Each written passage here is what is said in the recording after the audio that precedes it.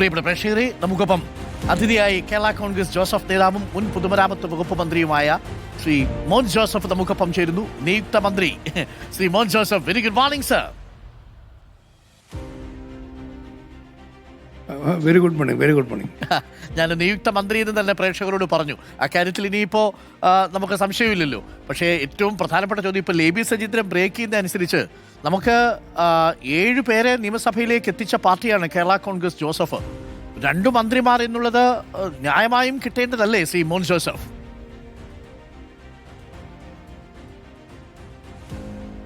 ഞങ്ങളുടെ തികച്ചും ന്യായമായ ആവശ്യമാണ് പാർട്ടി ഉന്നയിച്ചിട്ടുള്ളത്. 7 MLA-മാർ വിജയിച്ചു വന്നു. 9 MLA-മാർ ജയിക്കാനുള്ള സാഹചര്യം ഉണ്ടായിരുന്നു. 10 സീറ്റാണ് പാർട്ടിക്ക് അടിസ്ഥാനപരമായിട്ട് ഉണ്ടായിരുന്നത്.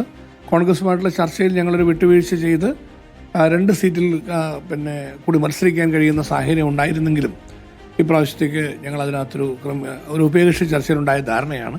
എന്തായാലും 9 സീറ്റ് വിജയിച്ചതിൻ്റെ ശോഭയോടെയാണ് 7 സീറ്റ് ജയിച്ചു നിൽക്കുന്നത്. തികച്ചും ന്യായമാണ് 2 മന്ത്രിസ്ഥാനം ലഭിക്കുക എന്നുള്ളത്. പ്രായോഗികമായ പല വൈഷമ്യങ്ങളും ബുദ്ധിമുട്ടുകളൊക്കെ കോൺഗ്രസ് നേതൃത്വം ഞങ്ങളെ അറിയിച്ചിട്ടുണ്ട്. പക്ഷേ എങ്കിലും ഞങ്ങൾ തികച്ചും ന്യായമായ ആവശ്യം എന്ന നിലയിൽ ഈ 2 മന്ത്രിസ്ഥാനത്തിൻ്റെ കാര്യത്തിൽ ഞങ്ങൾക്ക് അനുകൂലമായ തീരുമാനം എടുത്തു തരണം എന്നാണ് ഞങ്ങൾ ഇന്നലത്തെ ചർച്ചയിലും ആവശ്യപ്പെട്ടിട്ടുള്ളത്. ഓക്കെ, ഒരു പോസിറ്റീവായിട്ടുള്ള പ്രതികരണം അവിടെ നിന്നുണ്ടായിട്ടുണ്ട്. ഇപ്പോൾ ലേബി റിപ്പോർട്ട് ചെയ്തതനുസരിച്ച് നമുക്ക് ചീഫ് വിപ്പ് പദവി പരിഗണിക്കുന്നുണ്ട് എന്നാണ്. ഇല്ല, ഞങ്ങളത് അറിയിച്ചിട്ടുണ്ട്. ഞങ്ങൾക്ക് ചീഫ് വിപ്പ് അല്ലെങ്കിൽ ഡെപ്യൂട്ടി സ്പീക്കർ അങ്ങനെയുള്ള സ്ഥാനങ്ങളിലേക്ക് പോകുന്നതിനോട് ഇപ്പോൾ താല്പര്യമില്ല.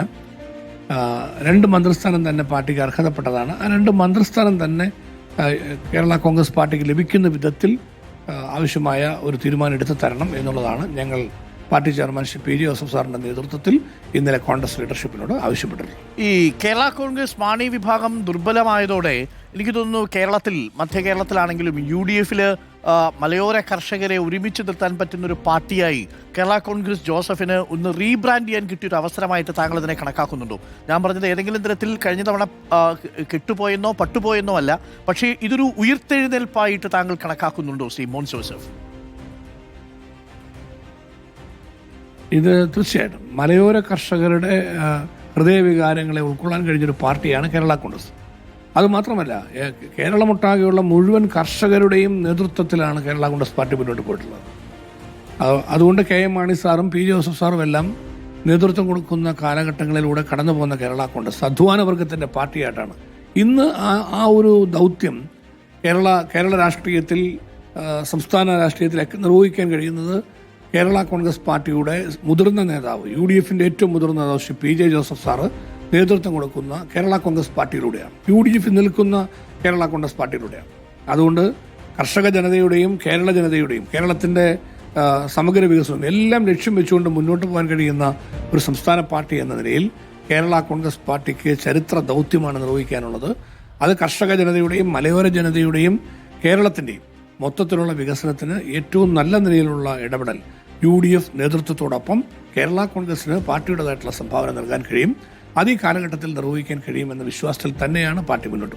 ഈ VS-ന്റെ കാലത്ത് അങ്ങ് പൊതുമരാമത്ത് വകുപ്പ് കൈകാര്യം ചെയ്തിരുന്നു. കാലങ്ങളായി കേരള കോൺഗ്രസ് മാണി വിഭാഗം കൈകാര്യം ചെയ്തിരുന്ന വളരെ പ്രധാനപ്പെട്ട വകുപ്പുകളൊക്കെ ഉണ്ട്.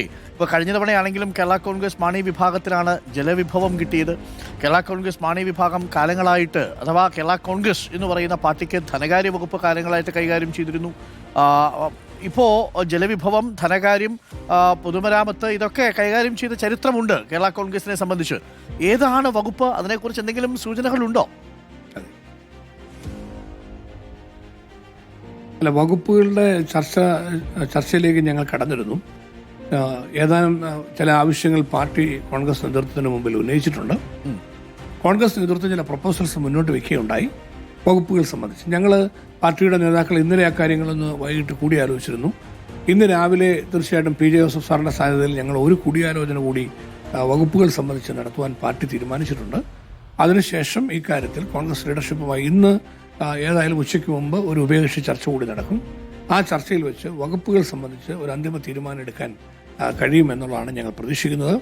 കഴിഞ്ഞ ഉമ്മൻചാണ്ടി സാർ നേതൃത്വം കൊടുത്ത UDF മന്ത്രിസഭയിൽ KM മാണി സാർ ധനകാര്യമന്ത്രിയായിരുന്നു. PJ ജോസഫ് സാർ ജലവിഭവ വകുപ്പ് മന്ത്രിയായിരുന്നു. നിയമവകുപ്പും ഹൗസിംഗ്, അതുപോലെ രജിസ്ട്രേഷൻ തുടങ്ങിയ വകുപ്പുകളുമെല്ലാം 5 വകുപ്പുകൾ കേരള കോൺഗ്രസിനുണ്ടായിരുന്നു. 2 മന്ത്രിയും ഒരു ചീഫ് വിപ്പും 9 MLA-മാരുള്ള കേരള കോൺഗ്രസിന് UDF-ൽ ഉണ്ടായിരുന്നു. ഇതെല്ലാം കണക്കിലെടുക്കുമ്പോൾ തീർച്ചയായിട്ടും മെച്ചപ്പെട്ട വകുപ്പ്, പ്രാധാന്യമുള്ള വകുപ്പുകൾ കേരള കോൺഗ്രസ് പാർട്ടിക്ക് അർഹതപ്പെട്ടതാണ്. ആഭ്യന്തരമന്ത്രിയായിട്ടും ധനകാര്യ മന്ത്രിസ്ഥാനം, റവന്യൂ മന്ത്രിസ്ഥാനം, ഇതൊക്കെ കേരള കോൺഗ്രസിൻ്റെ നേതാക്കൾ കാലാകാല ജലവിഭവ വകുപ്പ് ഇതൊക്കെ കൈകാര്യം ചെയ്തിട്ടുള്ളതാണ്. അതുകൊണ്ട് വകുപ്പുകൾ സംബന്ധിച്ചുള്ള ഒരു ആവശ്യം പാർട്ടി തീർച്ചയായിട്ടും ഇന്നത്തെ ഉപേക്ഷ ചർച്ചയിലൂടെ അത് ഫൈനലൈസ് ചെയ്യാൻ കഴിയുമെന്ന് നമ്മുടെ ഒരു പ്രയോറിറ്റി എന്താണ്? ഈ കാലങ്ങളായി പ്രധാനപ്പെട്ട വകുപ്പുകൾ കൈകാര്യം ചെയ്യുന്നത് ഇപ്പം ധനകാര്യ വകുപ്പ് ഞാൻ മനസ്സിലാക്കുന്നത് CM തന്നെ കൈകാര്യം ചെയ്യും എന്നുള്ളതാണ്. ആഭ്യന്തര വകുപ്പ് രമേശ് ചെന്നിത്തല കൈകാര്യം ചെയ്യും എന്നുള്ളതാണ് ഏറെക്കുറെ ചർച്ചയായി വരുന്നത്. പിന്നീടുള്ളത് പൊതുമരാമത്തിന്റെ കാര്യത്തിലാണെങ്കിൽ ഒരുപക്ഷെ അങ്ങേ പരിഗണിക്കേണ്ടതാണ്.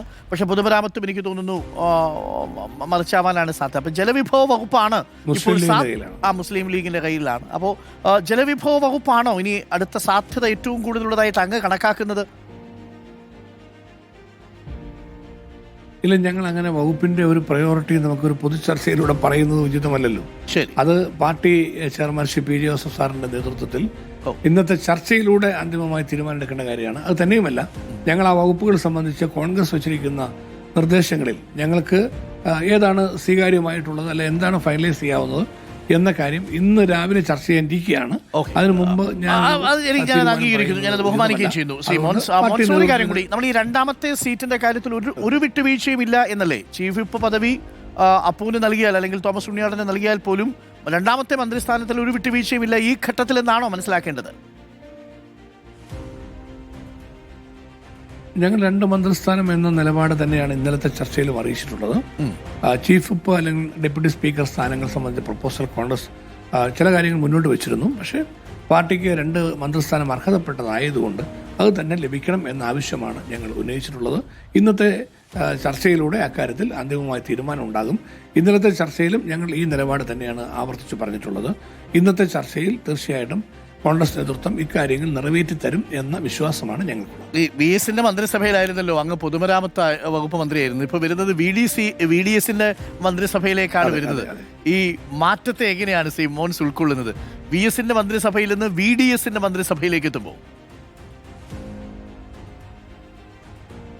ഈ കേരളത്തിൽ ഇന്ന് VD സതീശൻ നയിക്കുന്ന ഒരു മന്ത്രിസഭ അത് കേരള ജനതയുടെ ഒരു വികാരമായി അല്ലെങ്കിൽ കേരളത്തിൻ്റെ ഒരു അനിവാര്യതയായി ഒക്കെ വന്നു നിൽക്കുന്ന ഒരു സ്ഥിതിയാണ് നമ്മൾ കാണുന്നത്. അതുകൊണ്ട് തന്നെ കേരളത്തിൽ കഴിഞ്ഞ കാലഘട്ടങ്ങളിലുണ്ടായ ഭരണ തകർച്ചയുടെ അല്ലെങ്കിൽ ഭരണ പരാജയത്തിൻ്റെ സാഹചര്യങ്ങളെയെല്ലാം തിരുത്തുവാനും കേരളത്തിലൊരു സൽഭരണം കാഴ്ചവെക്കുവാനും ജനങ്ങൾ ആഗ്രഹിക്കുന്ന പോലുള്ള ഒരു മെച്ചപ്പെട്ട ഭരണം കേരളത്തിൽ കാഴ്ചവെക്കുവാനും VD സതീശൻ നയിക്കുന്ന ടീം UDF, ആ ടീം UDF-നെ ജനങ്ങൾ ഉത്തരവാദിത്തം ഏൽപ്പിച്ചിരിക്കുകയാണ്. അത് ഭംഗിയായി നിർവഹിക്കുവാൻ നല്ല നേതൃത്വം ശ്രീ VD സതീശന്റെ നേതൃത്വത്തിൽ കൊടുക്കാൻ കഴിയും എന്ന ഉത്തമ വിശ്വാസമാണ് ഞങ്ങൾക്കുള്ളത്. Thank you. അപ്പോൾ എല്ലാവിധ ആശംസകളും നേരുന്നു ശ്രീ മോൻസ് ജോസഫ്. അതൊരു പുതിയ ഇന്നിങ്സ് ആവട്ടെ. അന്ന് പൊതുമരാമത്താണെങ്കിൽ ഇന്ന് ജലവിഭവമോ വളരെ പ്രധാനപ്പെട്ട വകുപ്പ് അങ്ങേക്ക് കൈകാര്യം ചെയ്യാൻ കഴിയട്ടെ. ഇതൊരു പുതിയ ഉയർപ്പാവട്ടെ. Thank you. All the best Shri Mons Joseph. രാവിലെ ചർച്ചയിലേക്ക് വന്നതിന് അരുൺകുമാറിന് പ്രത്യേകം നന്ദി പറയുന്നു. Thank you Mons.